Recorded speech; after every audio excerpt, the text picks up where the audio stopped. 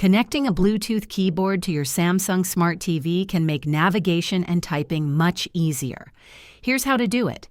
Start by turning on your Bluetooth keyboard and placing it in pairing mode. Next, grab your TV remote, press the Home button, and go to Settings. Select General and then Bluetooth.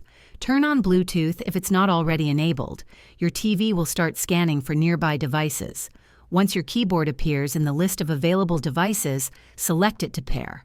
If prompted, enter a PIN or confirm the connection. After pairing, test the keyboard by typing in a search bar or text field to ensure it's working properly. Note that not all Samsung Smart TVs support Bluetooth keyboards, so check your model's specifications if you encounter issues. For non-Bluetooth keyboards, use a USB dongle or connect via a USB port. If this guide helped you, don't forget to like and subscribe for more tips. Thanks for watching.